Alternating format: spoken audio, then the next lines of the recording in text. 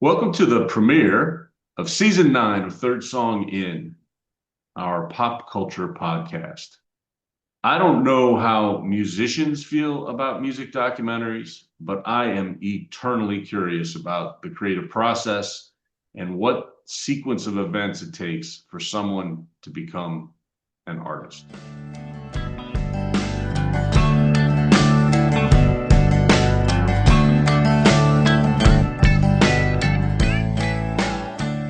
The topic this week and for the beginning of season 9 is music documentaries. We mashed together two of the things we like to talk about the most, which is pop music and film and television and stuff like that.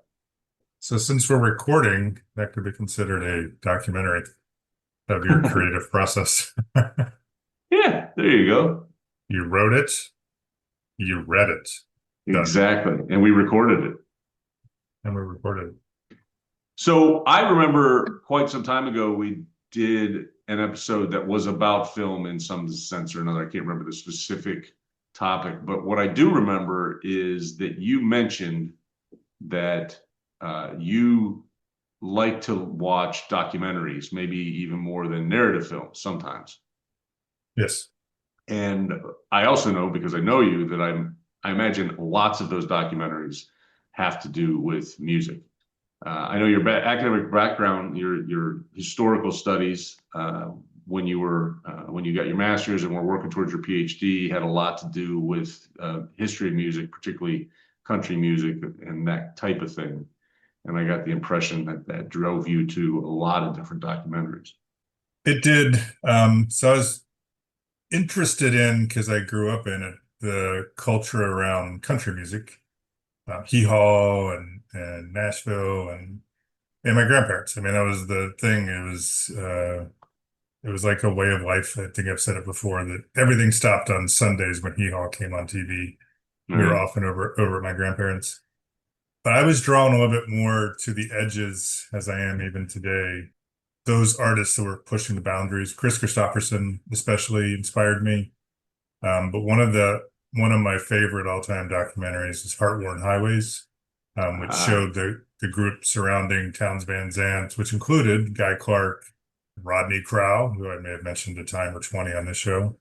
It was just really cool. You talked about the creative process, and I mean, watching Townes Van Zandt, I mean, talk about being on the edge. I mean, it was a fascinating film.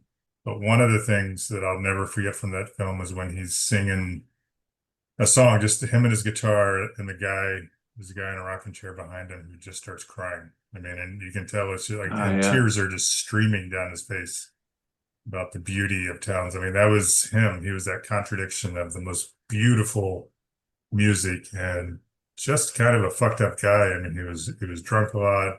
End of his career, he missed a lot of shows, but respected beyond belief by his peers. Yeah, you feel like he was a more modern version of Hank Williams, like Right. what this at least the legend of Hank Williams was, which was that he was, very troubled, very poor decision maker. It sounds like, but also could make people cry just with the sound of his voice.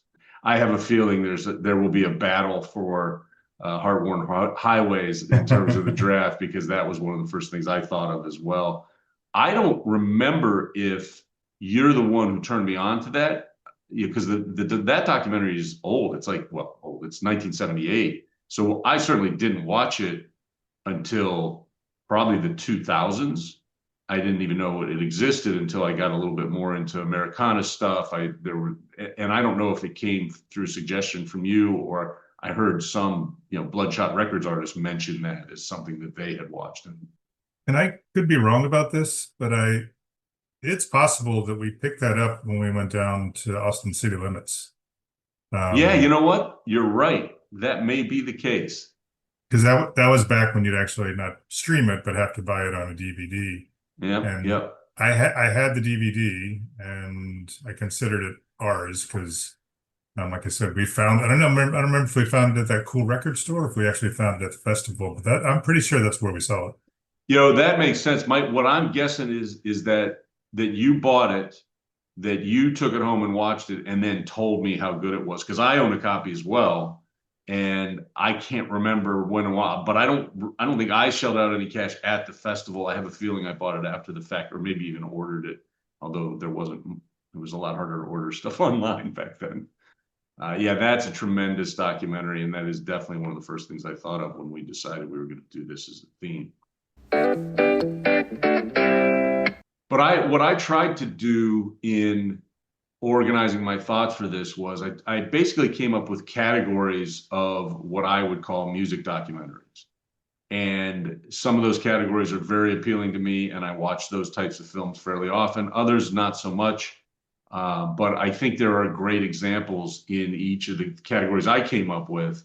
And I don't know if you've got any either additional categories or subcategories, but I broke it down to historical documentaries, historical films, and there's probably two subcategories there, because I think there's some that are about music or genres of big swings at music in general, and then the ones I like a little bit more are the ones that are more a specific history of a performer or a band, that kind of thing. I really like that gets down into kind of the nitty gritty. Like I said, getting a chance to hear about how someone got from being an 8-year-old kid who somebody handed a toy ukulele, and then they become this touring musician that it's their entire life.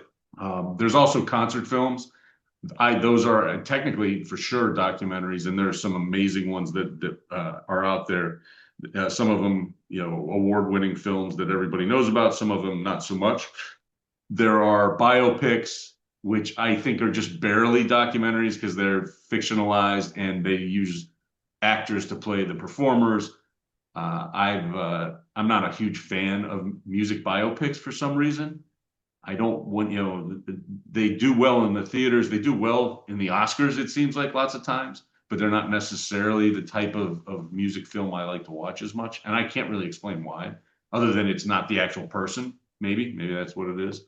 And then probably my favorite form of music documentary is kind of a combination of those things. But the only way I could describe it in the outline was On the Bus with the Band, Yeah. because there are some really good documentaries that just follow a specific performer or a collection of performers or a specific band, and they just kind of try to get it all on tape, all on film.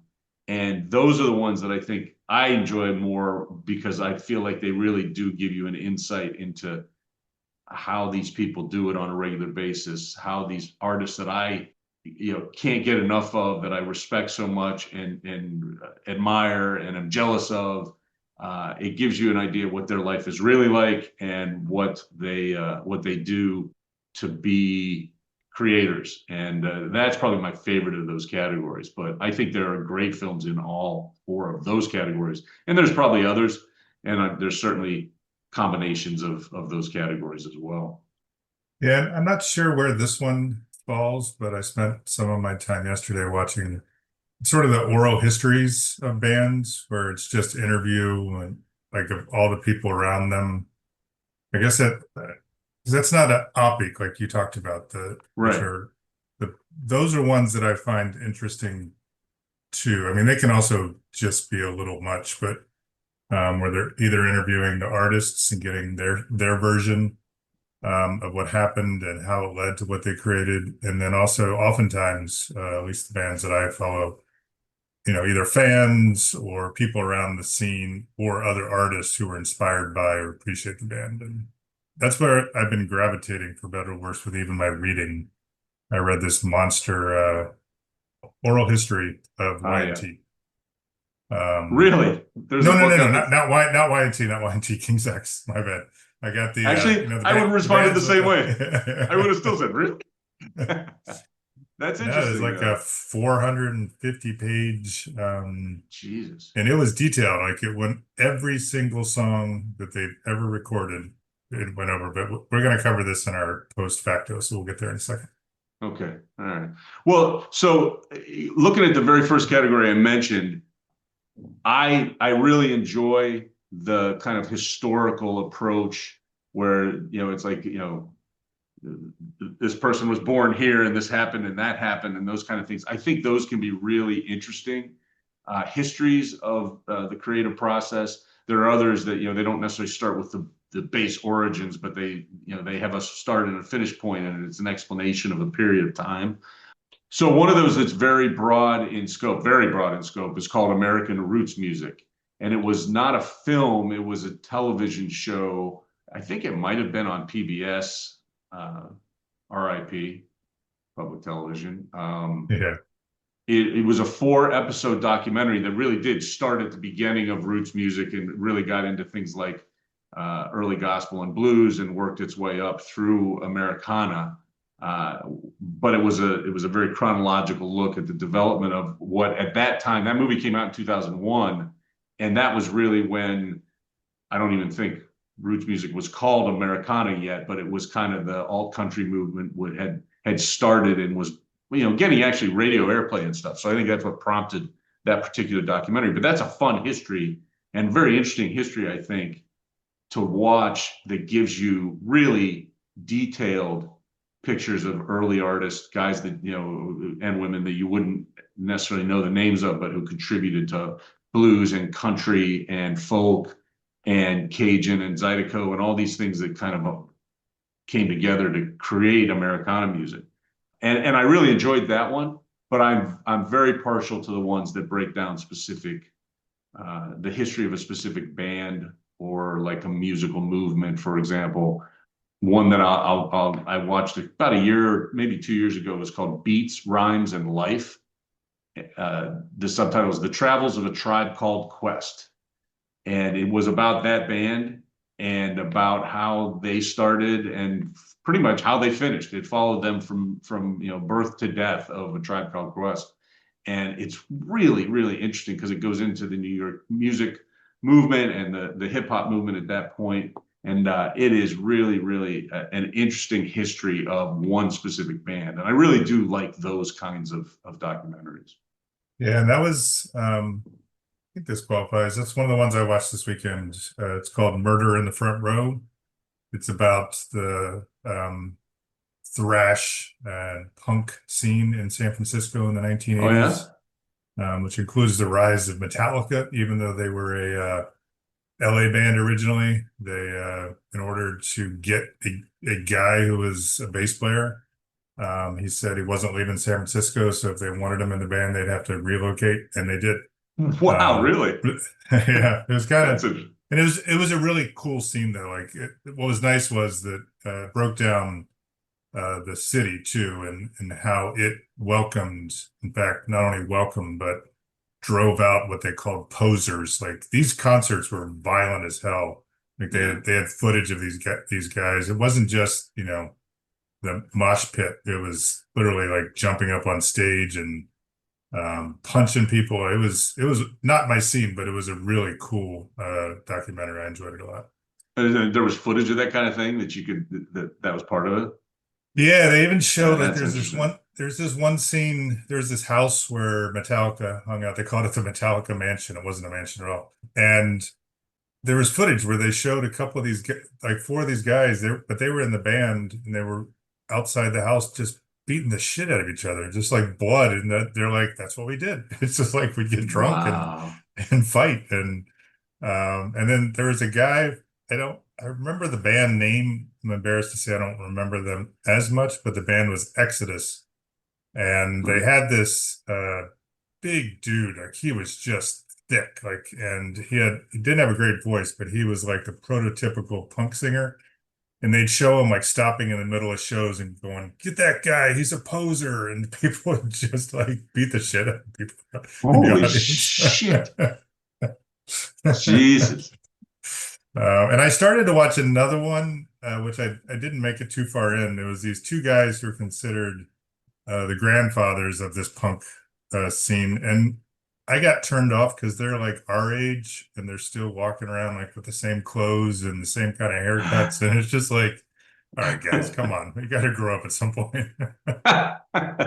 That's interesting. Didn't make it that far on that one. So Yeah, I hadn't heard about that thrash one. I have to admit, even though I'm not a fan of the music, it sounds like it might be very interesting to watch. It's yeah. like watching the Altamont documentary, which and of course I am a Rolling Stones fan, but that's a crazy, Yes. crazy film, and it does show the violence. In fact, it shows the guy getting shot, and Right. it's hard to watch.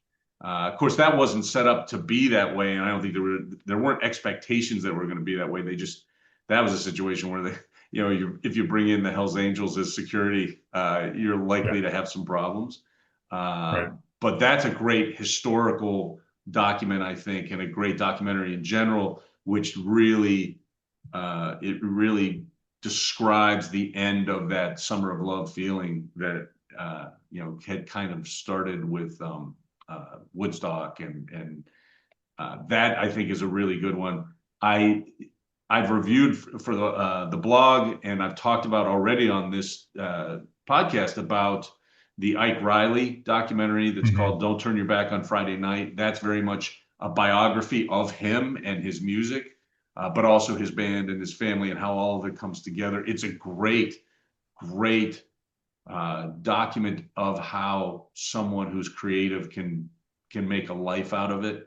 Not necessarily an easy life all the time, and there, it definitely goes into kind of the financial troubles, and also you can see the difficulties in family life that being a touring musician creates. But really interesting because of that, because it doesn't cover up any of that stuff.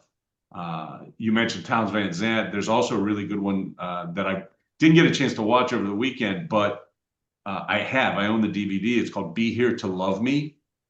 And that documentary came out in 2004.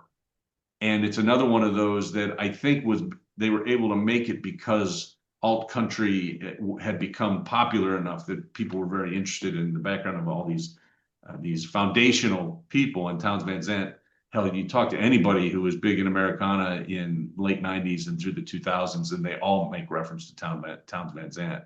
So that's really a cool history, a biography slash music documentary. And then the only other one I thought I wanted to mention is the Wilco documentary called "I'm Trying to Break Your Heart."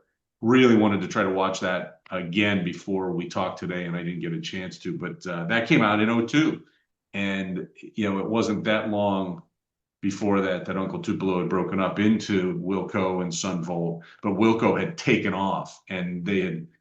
This is an interesting documentary because it talks about the craziness of them getting dropped by their label, creating their own label basically, and then being bought and distributed by the label that fired them originally.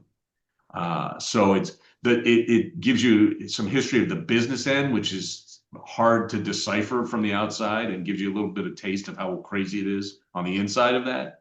But also very much gets into the creative process, especially when you have the clash between a guy who's clearly the band leader, and that's Jeff Tweedy, but also another person who was in the band at that time who disagreed a lot with the path they were taking as a band. And it's really very, very interesting type of observation of a period of time where they were popular but trying to change and trying to be something different than they were at the time, or at least Tweedy was. What's the next category we got on that list? The next one that I have in the list, and they're not really in any particular order, was the concert film category, because I do think there are a bunch of great ones.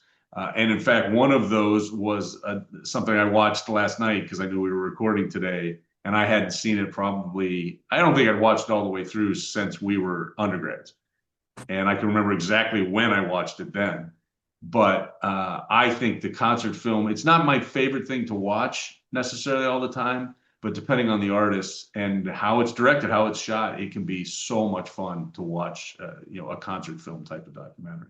Are there any of those that are at the top of your list? Yeah, I think the one that I like the most is the Drive-By Truckers. You had it on your list actually. Oh, the Dirty South tour.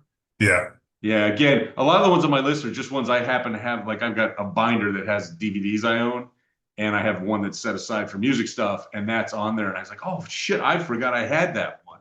And that's another one I didn't get a chance to watch, but I really want to rewatch it very soon now.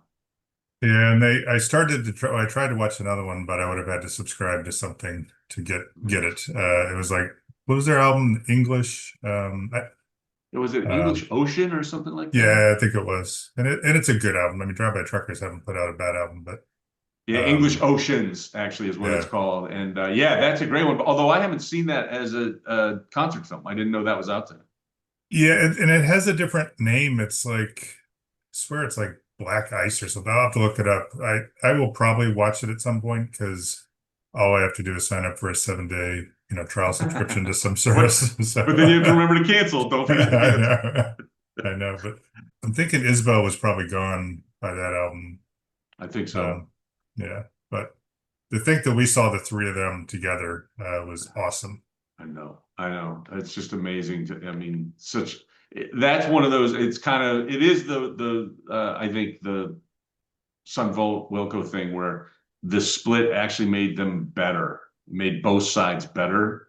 But there was a time where when he was with that band, I mean, they could alternate between Patterson Hood and him and Cooley all singing their own songs on stage. Oh my God, what a great experience. I think maybe I saw I know I saw them with you, and I think I might have seen them one more time before Isbell got booted.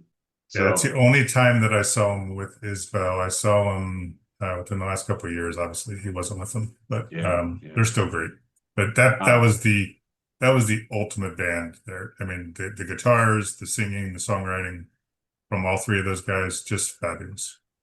Absolutely, absolutely. So there's others too. The one I watched last night was Sign of the Times, the Prince concert film slash documentary. It's the one that he actually directed it. So it came out in 1987, and it feels so much like 1987 and so much like Prince that watching it recently, it's very dated, but it is also just amazing to see him in the prime of his musical life, playing like a motherfucker. Gorgeous women dancing on stage, Sheila E. playing the drums. It's very much a staged documentary. I put it under the category of concert films, but I think that a lot of that had, was staged in a sense that they did it in a studio or in a way that they could film lots of weird effects and stuff. But there's also stuff that's definitely directly from one of his concerts when he was touring. I think supporting the album Sign of the Times. I think that's when this came out. But anyway, that was really fun, and I just watched that, so that was very cool. I also would put in this category that there's quite a few, I think, Springsteen concert films. But the one I actually like the most is much more staged, but it's basically the film of his Broadway show, which he was doing just at the end of COVID. And the documentary is called Springsteen on Broadway, and it's just him on stage with a guitar telling stories. So it's not your classic concert film, but it's the category I think that it fits it the best, and it is really an amazing show. I wish I could have seen him perform that live because it's just, his abilities as a singer, as a songwriter, and just as a storyteller are really on display for that one, and it's worth seeing. But there's a bunch of these that are, again, another one that's kind of partially staged, I think, but also was the very final concert, at least at the time, it was the final concert for the band, called The Last Waltz. That's a very famous concert film. And like I said, some of it is definitely staged, but most of it is them playing in San Francisco in a place that they had played for years and years before. That's the one that came out. It came out in 1978, so it came out pretty soon after they had broken up, and it was also directed by Martin Scorsese.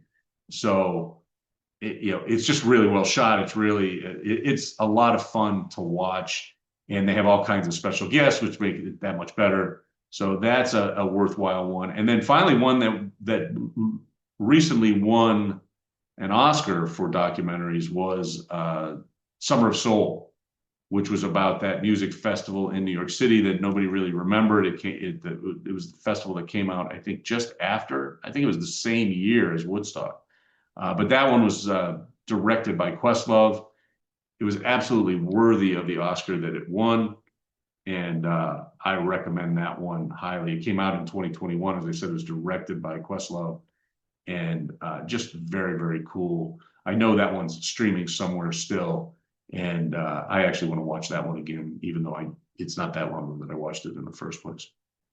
And then the other category, like I said, probably my favorite category, although it bleeds very much into just a straight on historical film, is what I call the on the bus with the band films.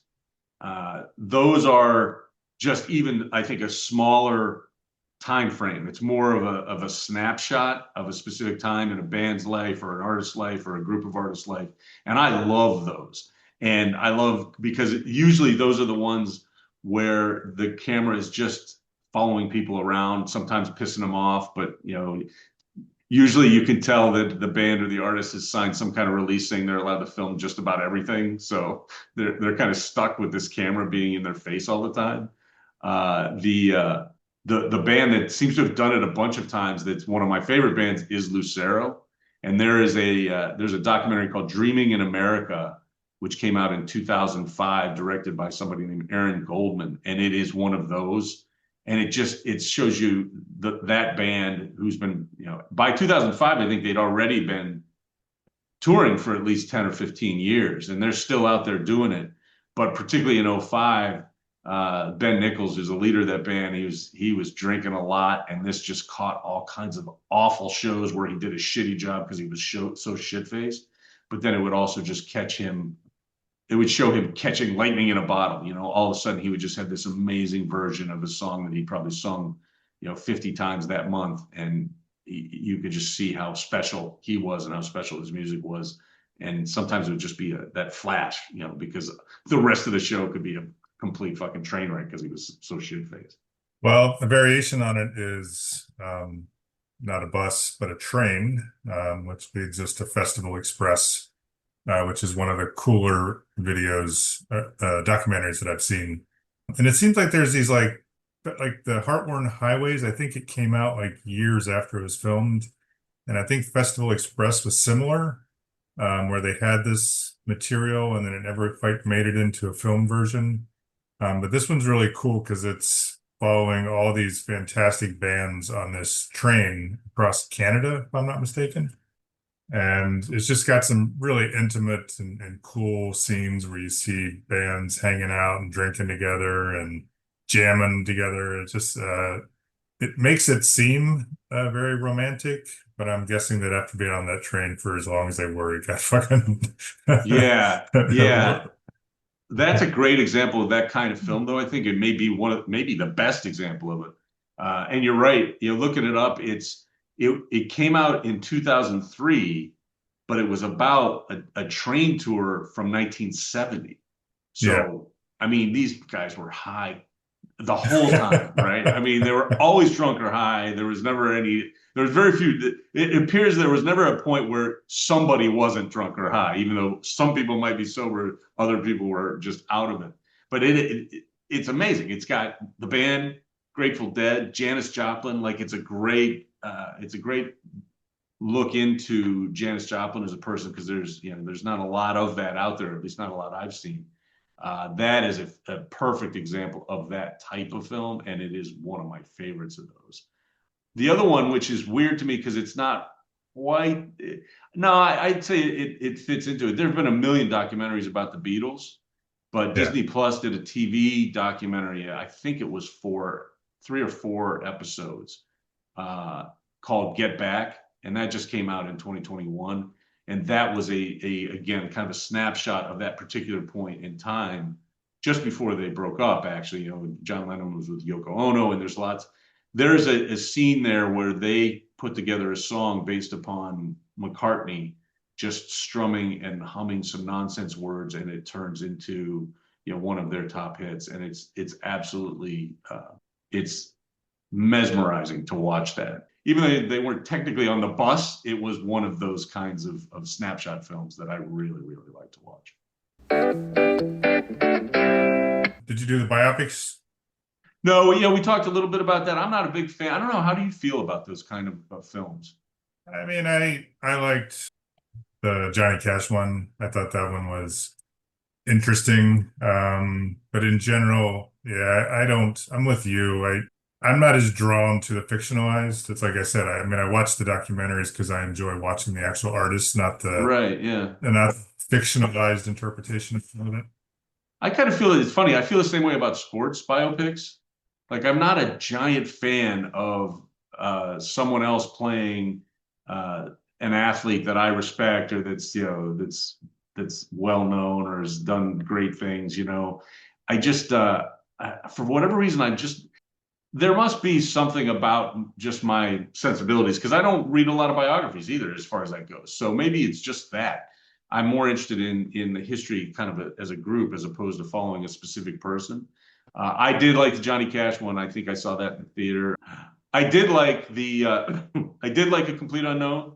It's one of the few recent music biopics that I've liked because I also saw the one about Queen, Freddie Mercury. Didn't really like that much, even though I think the actors in both those films do a great job of kind of being that person. But for it's never been something I really like to watch. The only other ones that I would mention are Straight Outta Compton was good, I thought. And maybe the most amazing part of that is that Ice Cube's kid plays his dad as a member of NWA, and that kid he sounds and looks exactly like his old man at that time. So that was kind of interesting to watch, even if the rest of the actors maybe didn't get people dead on. Man, the guy who played Ice Cube with his son was fantastic. But those are biopics that I do like, but it is definitely my least favorite category. I'd rather watch it, real footage of real people, I think, in that situation. Well, I'm sure there are other variations that we haven't named, but we've covered enough to segue to one of our favorite new segments, the draft. We're going to choose music documentaries. Who's first? All right, I pulled out my coin. I flipped my coin. What do you call? Heads. And tails it is. So as with our earlier drafts in earlier seasons, this will be a serpentine draft. I get to decide if I want to pick first or I want to pick second and third because we will then serpentine our way through the draft until we have 10 picks of the absolute best music documentaries that you can come across. And in this case, I am taking the first pick and I am taking Heartworn Highways because I know you want to do that. You bastard. That's the response I was looking for. I'm going to take one that I think you would want, and I think it's widely acknowledged as one of the best concert documentaries ever, The Last Waltz. Yes, that would have been high on my list for sure. And I will follow that up with Festival Express. You son of a bitch. Also would have been high on my list. All right, so I have two to choose from. I am going to go with Bright Stars on Lonesome Nights. No, you know what? I'm not going to go with that. I'm just going to say it because that one's hard to find. If people want to find documentaries that they can actually watch, that's another Lucero documentary. That was one of the things I was going to bring up is for a band that not that many people know. Like I think it's got a kind of an audience, a very ardent audience that's not huge. Lucero has like two or three of these follow the band on the bus type of documentaries. The one I'm going to pick is Dreaming in America, which I did already talk about. Bright Stars on Lonesome Nights is another one of those. It's really good. But when I tried to look it up, find it on Amazon or elsewhere, I couldn't find it anywhere. So if you could find Bright Stars on Lonesome Nights, it's worth watching. But my pick, fourth pick in the draft is Dreaming in America. And then I am going to pick Don't Look Back, which is the Dylan documentary from 1967. It was directed by D.A. Pennebaker. It's the one right after, or maybe even during, I think it was right after the whole Dylan Goes Electric thing at the Newport Folk Festival. And it's really interesting because it's when he really exploded, I think, in popularity. He was already a very popular folk singer, and then he toured in Europe, and he just became the superstar. And it's a really interesting look at all of that. All right. I would not have taken either one of those. Not that they're not good choices, they just weren't on my list. Yep. So I'm going to go with one we also mentioned. It's one of my favorite documentaries, despite the tragic ending. But I'm going with Gimme Shelter, the Rolling Stones Altamont documentary from 1970. And then I'm going to go with the thrash metal one I mentioned, Murder in the Front Row, which is on IMDb, just so you know. It's called the San Francisco Bay Area Thrash Metal Story.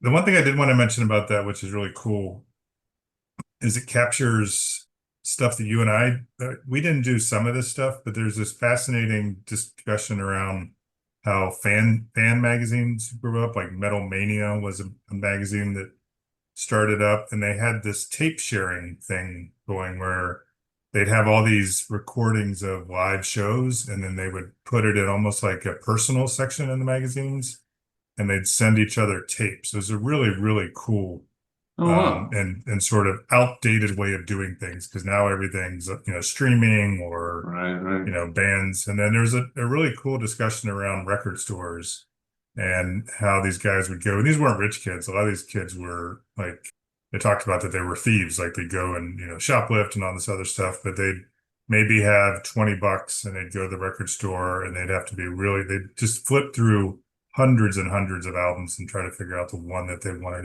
It just takes me back to what we used to do Yeah. over on Del Mar, street side, or wherever we would go to shop for stuff.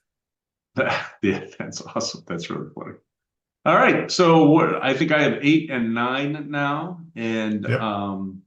I am going for number 8. I am going to take the multi-part documentary from Disney Plus called The Beatles Get Back. We've already talked about this. As a matter of fact, I know we talked about it in an episode a couple seasons ago, and obviously I just rambled, so I won't say too much more other than if you haven't seen it, you should see it. And then for my ninth pick, my final pick of the draft, I'm going to go with Don't Turn Your Back on Friday Night. Again, something I've already talked about, but it really affected me, that documentary. And part of it is, I think, because Ike Riley, he lives in suburban Chicago. He doesn't live that far from me.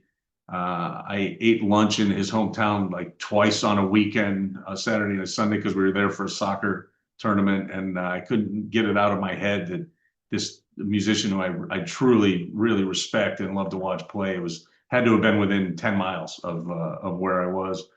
But it's a great depiction of a guy. He's not an everyday guy by any means. He's an artist with capital A, but he's just trying to make ends meet like the rest of us. And I think it's a really great picture of that, and a really great story to see on screen. So that's my final pick, is Don't Turn Your Back on Friday Night, which came out in 2024. I saved this one for last because there's no way in the hell you were going to take it. I discovered yesterday in my binging of music documentaries a documentary about Y&T. It's like it's like 2.5 hours long. It's called On with the Show. It's informative, and I watched it because of the Murder in the Front Row, which is all about the San Francisco area. Y&T is from San Francisco, and they were never mentioned as a poser band because while they became one of these hair metal bands, I think they did so almost reluctantly. Like they were just straight ahead rock and roll early on in their career. It's cool to see those early days. I know that they were very, very well respected. So it's another side of the San Francisco music scene. However, I'll say this, it was depressing as hell because one of the players had died before they filmed it. The other guy died not too long after it, and he looked horrible, like just like missing teeth. And I feel bad because he's Really? passed, but Holy shit. yeah, he just looked rough. And but I will say one thing. I think you talked about this, like how these guys come up together. Like they had pictures when his name is Leonard Hayes. He was the drummer, and then the lead singer was Dave Meniketti. They were these hot young artists coming up, and there was some sort of talent academy or something in San Francisco. And at one point, they're like, we knew we were going to run into each other because they were seen as two of the most up and coming artists in the San Francisco area. And they did, and they came to each other, and then one guy's like, "You Meniketti?" He's like, "Yep." He's like, "You Hayes?" He's like, "Yep." He's like, "All right, we should get together someday." And then a couple years Huh. later, they did, and they joined. It was just cool little stuff. Yeah, that is Um, cool. but it's just those guys were. It just makes you feel so freaking old because they Yeah, yeah. recorded this stuff That's not long their after fault, they by were in the their prime. No, it's way. not. But I'm only about three-quarters of the way through. I mean, it's a long film, but very informative. I will finish it today. So that's my last choice. On with the show, documentary about Y&T. Ah, good one, good one. It's again, not sure I'm going to watch that one, especially if it's that long. But I am looking forward to the final report. I'm going to mention one honorable mention only because it's about a subject I love. I didn't put it in my draft because, frankly, it's not the greatest documentary in the world. But there's a movie out that came out, I want to say, within the last 2 years. It's called Jazz Fest: A New Orleans Story. And my wife and I actually traveled from where we are. It was about an hour and a half drive to this little indie movie theater in Michigan because it was the only place it was playing.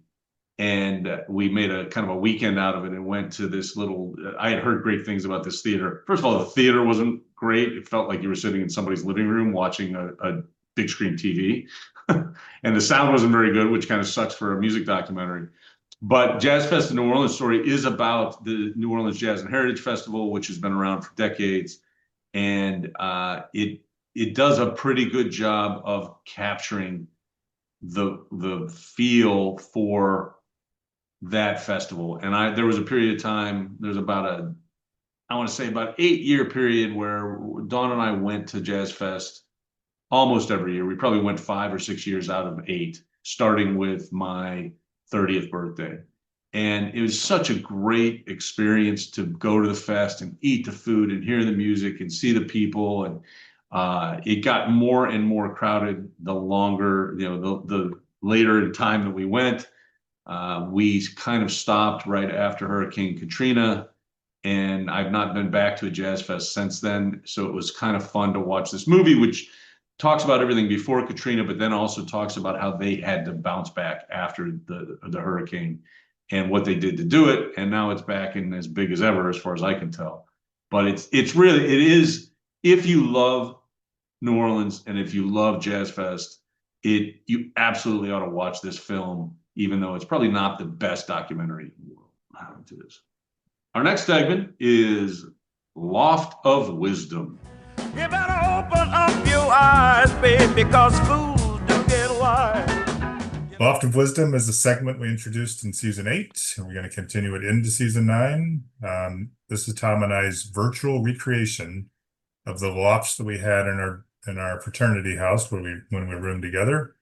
And we'd come back after a night of partying or something and scribble some quote that meant something to us at that time. We never captured all those quotes, so we're recreating them in our later life. Yeah, and they weren't always meaningful, and sometimes they didn't even make sense. But Probably true. in this case, because we were talking about music documentaries and because I just watched Sign of the Times, I'm going to quote Prince, and it's not deep, that's for sure, but it is just a great Prince lyric, and it is from You've Got the Look. And the line is, I've never seen a pretty girl look so tough. I just, I love that line. I've always loved that line. And he sang it in the music documentary I just watched last night. And it just struck me as how amazing he was as a singer, as a songwriter, as a performer. And particularly when you see it and he's surrounded by pretty girls dancing right, all over him. I was like, all right, that's the quote I'm going with. Well, for saying it's not deep, I'm echoing that. And I had just talked about this documentary. The opening segment of it is when they're introducing what it's going to be about is a quote from Phil Kennemore, who was the bassist for Y&T, and he's the member who passed away before they did the documentary. So you didn't really get to see or hear his voice as much as you would like to. But his line was, "On with life, on with the dream. If the world is a stage, On with the Show. And On with the Show was the title of that. I called it a band opic. I liked it. I thought it was, and it's fitting. And it's like I said, not deep, but it's something I'd write stumbling home drunk on the loft. Yeah, I feel it's philosophical. I think it's maybe it's certainly deeper than what I put on there, but it is that's a good one. All right, that's going to bring us to Post Facto. It's a mistake.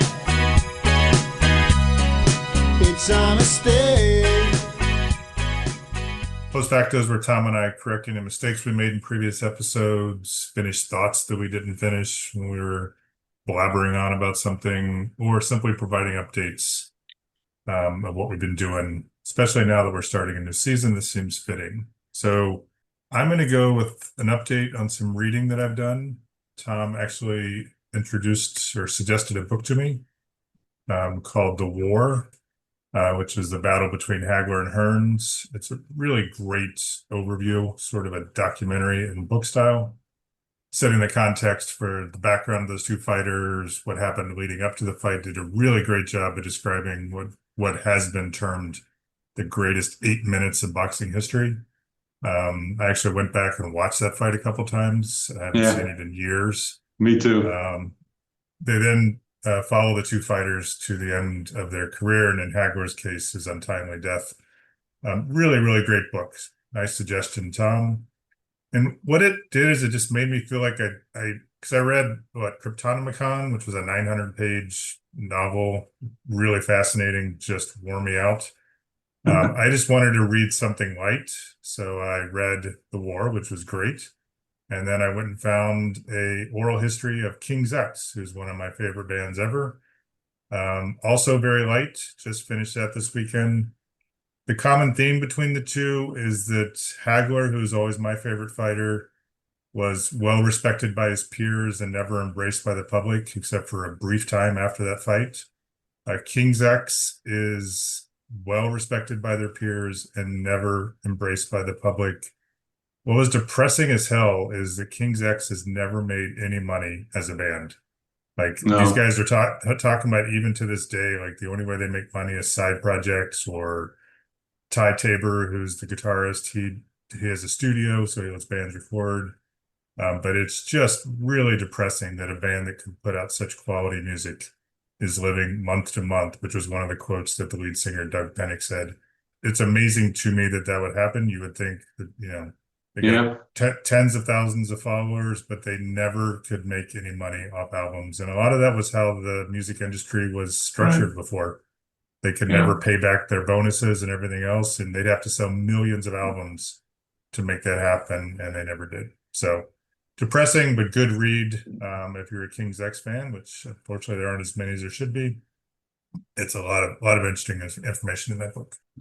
Well, I will observe that I might have cracked the code, because you read The War within a couple weeks of me suggesting it or recommending it to you. So I think the way for me to get you to read or watch something I recommend is not to say it out loud on the podcast, because I think I did that completely separate from this. And next thing I knew, you'd finish the book. But I agree. That's a great book. I really did enjoy that. And I do feel that it was very kind of cinematic, the way the guy wrote it. It did feel like, like a documentary almost. You could close your eyes. And of course, I did the same thing as you did. I went back and watched the fight, the 8 minutes, and wow, I had forgotten just how amazing that fight was. As short as it was, they say what they call like the greatest 3 rounds of boxing or something like that. It's just phenomenal. As far as I'm concerned, for Post Facto, I don't have any mistakes, or at least none that I'm willing to admit, from any more recent episodes. But I did want to just give a shout out to Dante DiBartolo, who we interviewed at the end of season 8. When we put together our playlist with Dante, he recommended a band I had not heard of. The band's called Dead Sarah. And the song he put on the playlist was from an album, self-titled album by Dead Sarah from 2012 called Weatherman. And I love it. And actually, I love that whole album, but particularly that song is a rocker. And it's not necessarily the type of song I listen to all the time, but it is a lot of fun. It's very, amped up. It's very hard. The lead singer is a female, and she does a great job of kind of screaming the lyrics. And I just felt like I needed to give Dante that shout out because he's the one who kept saying he didn't know much about music, but he's recommended a song I didn't know that I've put on my regular list now to listen to. So thanks, Dante. Yeah, thank you, Dante. I agree. I've been listening to it as well, and I never heard of that band either. So great stuff. Next up is staff picks. Just around the corner from you. For staff picks, Chris and I like to recommend something that's either brand new or coming out soon. I saw the full-length trailer for a movie that will have come out by the time this episode drops, but is not out yet as we record it. It's called Caught Stealing. It's a new film by Darren Aronofsky. It appears to be what I can only refer to as gangster shenanigans. It stars Austin Butler, who's the guy who played Elvis in that Elvis biopic that came out recently that I thought was awful. But I thought he was good. As is often the case, I think the actor playing the musician in those movies is good. I just don't care much about the film. It also has Zoe Kravitz, who was, and will always be absolutely gorgeous and looks like she plays a really fun part. Bad Bunny and Regina King are also in this movie. I'm up and down with Darren Aronofsky, but he has directed some of my favorite films. He did The Wrestler, for example, which was really good. And he's been winning awards recently. Caught Stealing looks like a fun kind of, as I said, kind of crime romp set in New York City. And I am really looking forward to seeing that film. I went with music. I love this segment because it makes me seek out new stuff that's coming out that I probably wouldn't have done as aggressively. And Quiet Hollers is one of my favorite, another underrated bands, have put out a single called Death Breath. And it's a different sound for them. It's a short little, like 2-minute song. It's got, I don't know how else to describe it. It's got sort of a mariachi type of feel to it. There's a couple places where the instruments come in, and it has very much that Mexican music feel, which is cool. I did find out that Chadwick Wild, who's the lead singer, must be bilingual because he has a video where he's singing a really great song in Spanish. And so it's got me back into Quiet Hollers. They're a little, and is it enigmatic? I mean, they're a little weird in some of their stuff, and this song certainly adds to that reputation. It's a good song though. I'm curious where they're going with their sound because I didn't love their last album. It seemed just a little too weird for me and a little too plain. This song is very different, and I think it's starting to take them in a direction where maybe they'll get some attention, but at a minimum, they'll put out some music that I want to listen to again. Yeah, I will definitely listen to that song. The only other Quiet Hollers song I remember you recommending was Mont Blanc. That was for an early episode. It was your sci-fi song, if I'm not mistaken, and I absolutely fucking love that song. I listen to that still. It's on a couple playlists now, so it comes up for me every week or two. I'll end up re-listening to that song, and if this is that band, then they deserve a listen for sure. Yeah. Now we have playlist picks. Every episode, Chris and I pick a song for our ongoing playlist. This is the absolute beginning of season 9, so these will be the first 2 songs for our season 9 playlist, which you can find streaming on Spotify, Apple Music, Amazon Music, and YouTube Music. What do you have for the playlist for season 9? Well, having missed out on Heartworn Highways, you would think that I would pick a Rodney Crowell song because he's front and center in this in that documentary. But instead, I went with the main character of that documentary, Townes Van Zandt, and one of my all-time favorite songs, If I Needed You. I think it originally was put out on his 1972 album, The Late Great Townes Van Zandt. I've heard various versions of it, a duet that I still can't find. I found this. This is how we did things back in the day. There was a CD that was put out of music that inspired a novel. I had no interest in the novel, but somehow I came across the CD and there was this great duet the Towns did with, I just don't even know who it was, a female. And it was Oh, one of the most beautiful versions of the song you've ever heard. And I've tried to find it again and I haven't. So I'm going to the original source. It's just a beautiful, beautiful song. Towns Van Zandt was a special talent. Heartworn Highways is a fantastic documentary. Fucking Tom took it with the first pick. So you're goddamn right I did. That is one of the most beautiful songs he ever performed. And that's yeah, saying a lot because, he's the guy who wrote Pancho and Lefty. He's the guy. I mean, there's this guy, he was something else. I believe there's a version of that also on Live at the Old Quarter, which I don't know I can't remember when that album came out, but I think it was in the 70s as well. It probably was relatively soon after the studio album where he performed it was, but that live version is probably my favorite version of it. But it doesn't matter. You got to hear that song. That's a great song for the playlist. Great first song for the playlist, as far as I'm concerned, because that's one of his best, and that is saying a lot with Towns Van yeah. Zandt.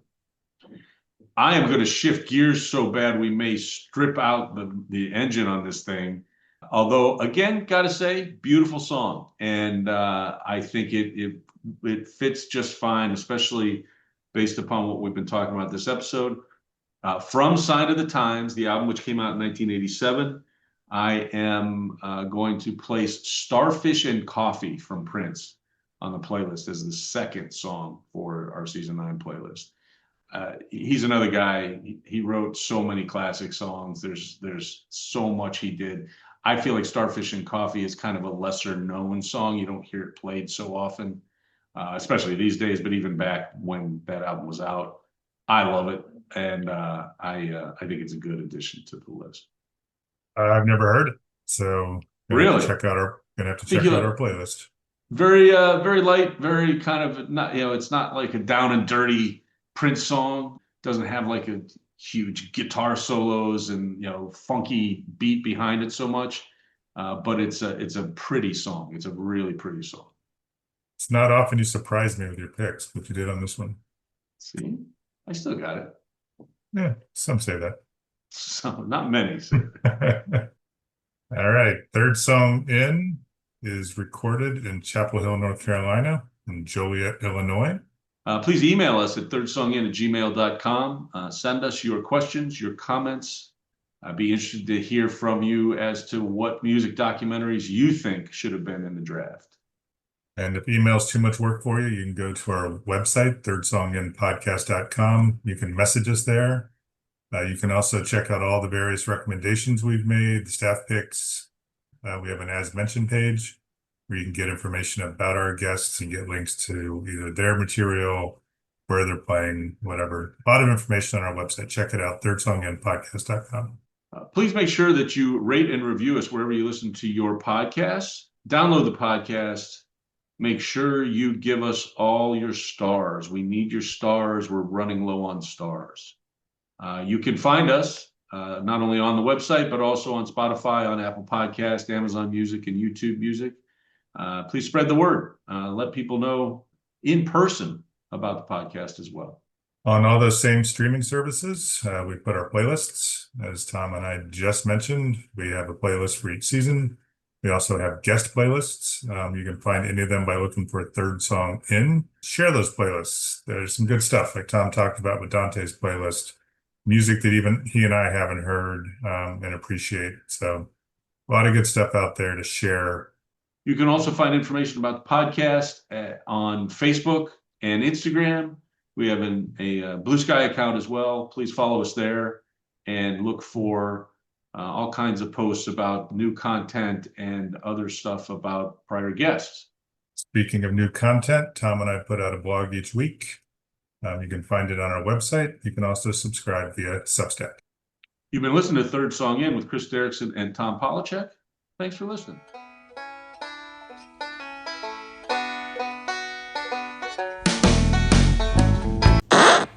You wanted to say pop movies, didn't you?